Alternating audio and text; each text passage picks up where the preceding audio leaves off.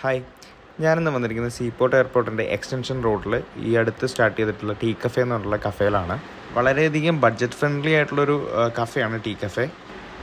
പല വെറൈറ്റി ഐറ്റംസുമാണ് അവരുടെ മെയിനായിട്ടുള്ള സെറ്റിൽ ചെയ്യുന്ന ഐറ്റംസ്. ഇപ്പോൾ ഞങ്ങളിവിടെ ചെന്നപ്പോൾ ആദ്യം കഴിച്ചത് അവരുടെ കുടം കിടു സോഡ എന്ന് പറഞ്ഞിട്ടൊരു സോഡയാണ്.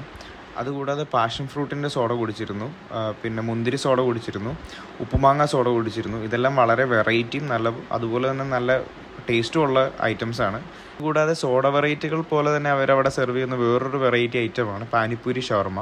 അതും ഞാൻ ആദ്യമായിട്ടാണ് കഴിക്കുന്നത്. എനിക്ക് വളരെയധികം ഇഷ്ടപ്പെട്ടിരുന്നു. പാനിപ്പൂരിയിൽ ഷവർമ ഫില്ലിംഗ് ഒക്കെ ഫില്ല് ചെയ്ത് മയണൈസൊക്കെ ഇട്ട് നല്ല ടേസ്റ്റ് ഉണ്ടായിരുന്നു അത് കഴിക്കാനായിട്ട്.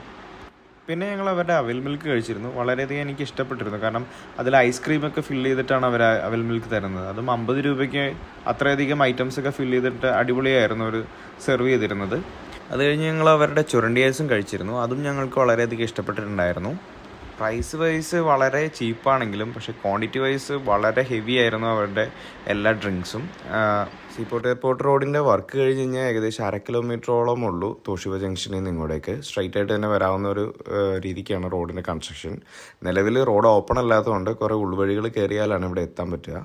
അതുകൊണ്ട് ഗൂഗിൾ മാപ്പ് തന്നെ ഇട്ട് വരുന്നതായിരിക്കും നല്ലത്. എനിക്കിവിടെ സെർവ് ചെയ്ത എല്ലാം തന്നെ ഇഷ്ടപ്പെട്ടിരുന്നു. നിങ്ങൾക്കും ഒന്ന് ട്രൈ ചെയ്ത് നോക്കാവുന്ന ഒരു സ്പോട്ടാണ്.